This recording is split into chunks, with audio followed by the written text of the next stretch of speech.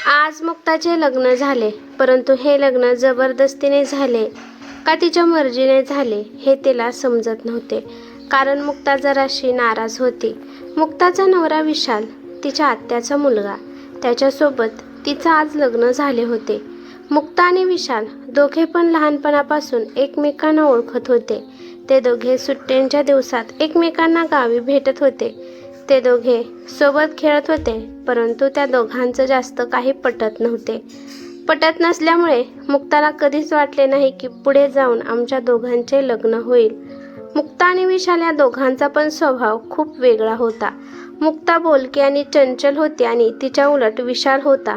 तो कमी बोलणारा, शांत स्वभावाचा होता. तो जास्त बोलत नसल्यामुळे मुक्ताला वाटायचं की शाळेत खूप हुशार आहे म्हणून न बोलण्याची नाटकी करतो. आणि मुक्ताला कमी बोलणारे माणसे अजिबात आवडत नव्हती आणि विशालला जास्त बोलणारे लोक आवडत नव्हते. त्यामुळे त्या दोघांची मैत्री तर लांबचीच गोष्ट, त्यांचं लग्न होईल असं कोणालाच वाटलं नव्हतं. पण त्या दोघांना पण मनाविरुद्ध जाऊन लग्न करावे लागले, कारण तेव्हा परिस्थिती तशी उद्भवली होती. मुक्ताच्या वडिलांची एकुलती एक बहीण म्हणजेच विशालची आई. बहिणीवर तिच्या बाबांचा प्रचंड जीव होता. मुक्ताच्या आत्याला कॅन्सर झाला होता आणि तो शेवटच्या स्टेपलाच पोहोचला होता. तिच्या आत्याची शेवटची इच्छा होती की आपल्या मुलाचे विशालचे लग्न व्हावे. आत्यानंतर विशालला पाहणारे कोणीच नव्हते, कारण मुक्ताच्या आत्याचा नवरा तर 10 वर्षापूर्वीच मरण पावला होता. सर्व नातेवाईक मुक्ताचे आई वडील विशालच्या लग्नासाठी धडपडत होते, पण कुठे त्याचे लग्न जुळत नव्हते. आत्या मात्र स्वतःच्या तब्येतीपेक्षा आपल्या मुलाचे लग्न जुळत नाही या विचाराने झुरत राहिली. एकदा मुक्ताचे वडील विशालच्या आईला म्हणाले की, हे बघ ताई, तुझी हरकत नसेल तर माझ्या मुलीला मुक्ताला तुझी सून म्हणून स्वीकार कर. मुक्ताच्या वडिलांचं बोलणं ऐकून विशालची आई खूप खुश झाली. कदाचित त्यांच्या मनात जे होतं तेच ते बोलले होते. पुढच्या 3-4 दिवसातच मुक्ता आणि विशालचे लग्न करून दिले. लग्नात मुक्ताची आत्या खूप खुश होती. लग्नाच्या 2 महिन्यानंतर लगेचच मुक्ताची आत्या देवाघरी गेली आणि मग त्या घरात मुक्ता एकटी पडली. लग्न झाल्यापासून विशाल मुक्ताला काहीच बोलला नव्हता. मुक्ताने काही विचारले तर तो हां, हो, ठीक असे तो उत्तर देत होता. कोणत्याही मुलीची लग्न झाल्यावर काही स्वप्ने असतात. मुक्ताची पण होती, पण विशालला ते कधी कळलेच नाही. स्त्री असतेच पाण्यासारखी, जो रंग तिच्यात मिसळला जातो ती त्या रंगाची होऊन जाते. मर्जीने नसले झाले तरी हेच माझ्या आयुष्याचे सत्य आहे हे तिने स्वीकारले होते.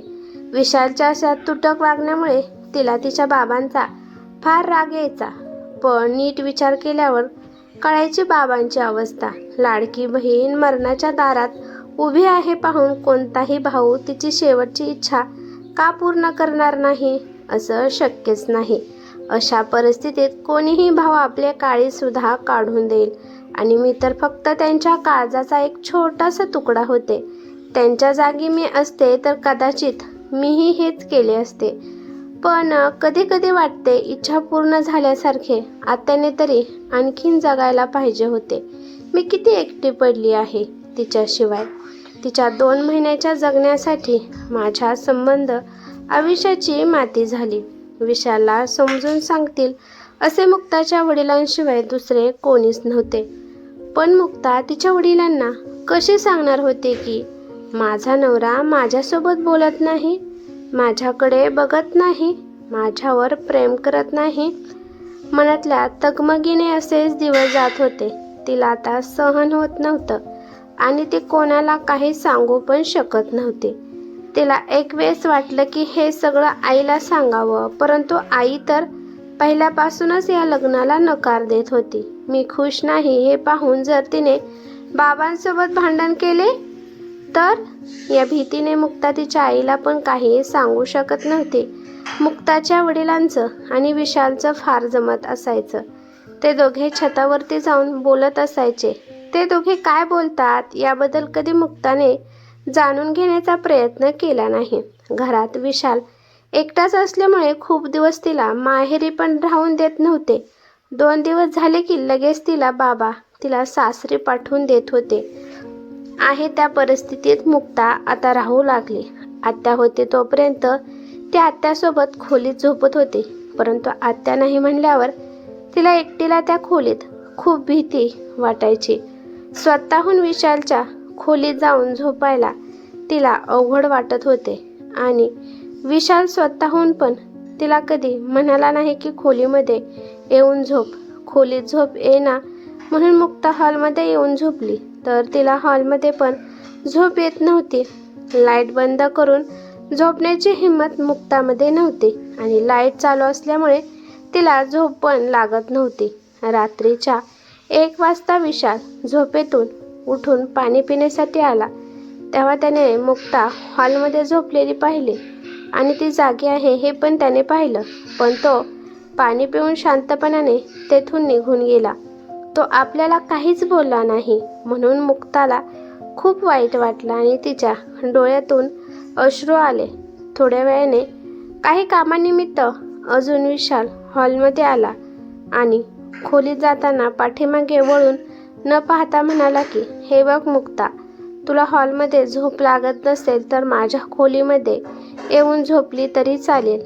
मुक्ता काहीही न बोलता शांतपणे त्याच्या खोलीत झोपायला गेली. मुक्ता खोलीमध्ये येऊन तिचा बिछाना करू लागली. ते पाहून विशाल तिला म्हणाला की, खाली का झोपत आहे? बेडवर येऊन झोप. तसेही मला फार काही जागा लागत नाही. त्यानंतर मुक्ता बेडवर जाऊन झोपली. दोघे पण थोडेसे अवघडले होते. त्यानंतर दोघे जसे झोपी गेले तसे अचानक मुक्ताच्या अंगावर विशालचा हात आला. विशालचा स्पर्श होताच मुक्ताचं हृदय धडधड करू लागलं. तिने डोळे उघडून पाहिलं तर विशाल गाढ झोपला होता आणि त्याचा हात तिच्या अंगावर आला होता. रात्रभर विशालचा हात किंवा पाय तिच्या अंगावर येत होता. याच्यामुळे मुक्ताला झोप काही आली नाही. कुंभकर्णही फिका पडेल असा विशाल झोपी गेला होता. पहाटे पहाटे मुक्ताला झोप लागली आणि सकाळी 8 कधी वाजले हे कळालेच नाही. 8 वाजता अचानक दारावरची बेल जोरजोरात वाजू लागली. मुक्ताच्या झोपेतून उठली तर तिला कळाले की दोघे पण एकमेकांच्या मिठीत होते. हे पाहून मुक्ता लाजू लागली. पटकन उठून मुक्ता दरवाजा उघडाय गेली. दरवाजावर दूधवाला होता. लवकर दार न उघडल्यामुळे तो बडबड करत होता, पण त्याच्या बोलण्याकडे मुक्ताचे जराही लक्ष नव्हते. काहीतरी झाले होते त्या दिवशी, काय ते तिलाच कळत नव्हते. मनातून रंगबेरंगी फुलपाखरे उडल्यासारखे वाटत होते. हे असे तिच्यासोबत पहिल्यांदा झाले होते.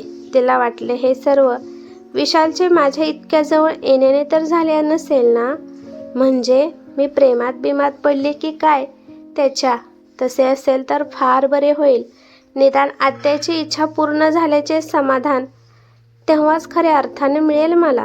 मुक्ताच्या दिवसाची सुरुवात तर छान झाली. तिने पटपट आवरले आणि नाश्ता बनवून डायनिंग टेबलवर ठेवून ती विशालची वाट पाहत बसली. तिला वाटले की काल रात्री नकळत आम्ही एकमेकांच्या जवळ आल्यामुळे जे काही मला वाटत होते तेच विशाललाही वाटत असेल कदाचित. तसे काही वाटत असेल तर आज तो नक्कीच माझ्याजवळ व्यक्त होईल. ती आतुरतेने विशाल व्यक्त होण्याची वाट पाहत होती. आंघोळ वगैरे करून विशाल नाश्ता करण्यासाठी बाहेर आला. मुक्ताने लाजतच त्याला नाश्ता वाढला. थोड्या वेळाने विशाल बोलू लागला, हे बघ मुक्ता, रात्री जे झालं त्यामुळे सॉरी. झोपेत मला पाय टाकण्याची सवय आहे. तू माझ्यासोबत लग्न केले हा तुझ्या मनाचा खूप मोठेपणा आहे. तुझे उपकार कसे फेडू हेच मला समजत नाही. पण मला नाही आवडत कोणाच्या इच्छेविरुद्ध काहीही करायला. जेव्हा आपले लग्न झाले तेव्हा मला काहीही करता आले नाही, पण अजून वेळ गेली नाही. आपण वेगळे होऊ. मी तुला घटस्फोट देऊन तुला या जबरदस्तीच्या बंधनातून मुक्त करतो. मामालाही मी समजावेन आणि हो, घटस्फोट होईपर्यंत इथे थांबण्याची काही गरज नाही. तुला जायचे असेल तुझ्या घरी तर जाऊ शकतेस. विशाल बोलत होता तेव्हा मुक्ताला खूप रडू येत होते, पण विशाल हे सर्व एखाद्या अपराध्यासारखा मान खाली घालून बोलत होता. त्यामुळे त्याला ती रडत असल्याचे दिसलेच नाही आणि तिच्या मनातील भावनाही त्याच्यापर्यंत पोचल्याच नाहीत. बोलण झाल्यावर विशाल कामाला निघून गेला. त्यानंतर खूप विचार करून पर्याय नसल्याने हताश होऊन मुक्ताने माहेरी जाण्याचा निर्णय घेतला. मनात रुजलेल्या प्रेमाला मनातच ठेवून ती निघण्याची तयारी करू लागली. विशालच्या बोलण्यावरून मुक्ताला समजले होते की त्याला माझ्यासोबत संसार करायचा नाही. तिने लगेच तिची बॅग भरायला सुरुवात केली. बॅग भरताना मुक्ताच्या हृदयाला खूप वेदना होत होत्या. कपाटातून कपडे काढताना अचानक एक डायरी मुक्ताच्या समोर येऊन पडली. तिने ती डायरी उघडून पाहिले तर त्यावर लिहिलं होतं, माझं पहिलं प्रेम. मग तिला समजलं की ही डायरी विशालची आहे आणि त्याने त्याच्या पहिल्या प्रेमाबद्दल यात लिहिले आहे. लहानपणापासून ते मोठे होईपर्यंत तिच्याबद्दल छान त्याने त्यात लिहिले होते. पण वाचता वाचता तिला समजलं की हे सर्व तर त्याने माझ्याबद्दल लिहिले आहे. तिला हसावं की रडावं हेच कळत नव्हतं. त्यात लिहिलं होतं की मी कमी बोलणारा, ती बडबड करणारी, कदाचित तिला मी आवडत नाही कारण लग्न झाल्यापासून ती मला एकदा पण बोलली नाही. मी खूप प्रयत्न केला पण माझे प्रेम तिच्यापर्यंत पोहोचलेच नाही. ती गप्प आहे याचा अर्थ ती माझ्यासोबत खुश नाही. मी तिला या बंधनातून मोकळे करणार आहे. मुक्ता विचार करू लागली की ही जर डायरी मी वाचली नसती तर त्याचं प्रेम माझ्यापर्यंत पोहोचलेच नसते. गैरसमज करून वेड्यासारखी मी माहेरी निघून गेली असते. मुक्ताने तिची कपडे आहे तशी ठेवून दिली. तिने जाण्याचा निर्णय कॅन्सल केला आणि आता आतुरतेने विशालची येण्याची वाट पाहू लागली. तिला आता याचे प्रेम शब्द ऐकण्यासाठी तिचे कान तरसले होते. तिला आजचा दिवस स्पेशल बनवायचा होता. संध्याकाळी आल्यावर विशाल खूप वेळ दरवाजा उघडत होता पण मुक्ताने मुद्दाम दरवाजा उघडला नाही आणि खोलीच्या दाराची आड जाऊन लपून बसली. दार उघडत नाही म्हणजे त्याला कळाले की घरात मुक्ता नाही. त्यामुळे त्याच्या पासली चावी घेऊन त्याने दार उघडले. घरात येऊन जड पावलांनी विशाल सोफ्यावर जाऊन बसला. त्याला कळाले मुक्ता निघून गेली आहे. तो शांत झाला आणि अचानकच त्याच्या मनात साठलेले अश्रुवाटे बाहेर पडू लागले. त्याला रडताना मुक्ता पाहू शकत नव्हती. तिला क्षणभर वाटले धावत जावे आणि त्याला प्रेमाने मिठीत घ्यावे पण त्याला तिचा प्लॅन विस्कटून द्यायचा नव्हता. काही वेळाने विशाल फ्रेश होण्यासाठी खोलीमध्ये आला. खोली मुक्ताने फुलांनी सजवली होती. खोली पाहून त्याला काय चाललं आहे हे समजत नव्हतं. अचानक पाठीमागून मुक्ता त्याच्या समोर येऊन उभी राहिली. ती जशी लग्नात तयार झाली होती तशीच आज तयार झाली होती आणि हातात डायरी घेऊन विशालकडे बघत होती. विशालने ती डायरी तिच्या हातून घेतली आणि म्हणाला की एखाद्याची डायरी त्याची परमिशन घेतल्याशिवाय घ्यायची नसती. पण मुक्ता म्हणाली, मी आता तुझी बायको आहे म्हणल्यावर तुझ्या प्रत्येक गोष्टीत आता माझा समान हक्क आहे. आपल्या बायकोचं मुक्ताचं बोलणं ऐकून विशाल खूप खुश झाला आणि हळूहळू तो मुक्ताकडे जाऊ लागला. तिच्याजवळ जाऊन तो म्हणाला, डायरी वाचून माझ्या भावना तुला कळल्या असतील की माझ्या मनात तुझं काय स्थान आहे. विशालचं बोलणं ऐकून तिच्या डोळ्यातून आनंदाच्या अश्रूंचा एक थेंब ओघळत गालावर आला. भरलेल्या डोळ्यांनी ती त्याच्याकडे पाहून म्हणाली, माझे हे तुझ्यावर खूप प्रेम आहे. विशाल म्हणाला, अगं वेडाबाई, मग का रडत आहेस? मुक्ता म्हणाली, मूर्ख आहेस का? आधी हे सांगायला काय झालं होतं? मी आज निघून जाणार होते. विशाल म्हणाला, माझे प्रेम खरे होते त्यामुळे ते कसे ना कसे तुझ्यापर्यंत पोहोचलेच असते. दोघे पण गालातल्या गालात हसू लागले. हसता हसता ते दोघेही एकमेकांकडे अचानक एकटक पाहू लागले. घरामध्ये एक गोड शांतता पसरली. मनावर आणि शरीरावर कोरलेले त्याचे प्रेम, यात ती रात्र आणि त्याच्यासोबत संबंध आसमंत भरून गेला. मनाने आणि शरीराने त्याच दिवशी खऱ्या अर्थाने ते दोघे एक झाले. ही कथा कशी वाटली ते मला कमेंट करून नक्की सांगा. कथा आवडली तर लाईक शेअर नक्की करा आणि चॅनेलवरती नवीन असाल तर चॅनेलला सबस्क्राईब करा. धन्यवाद.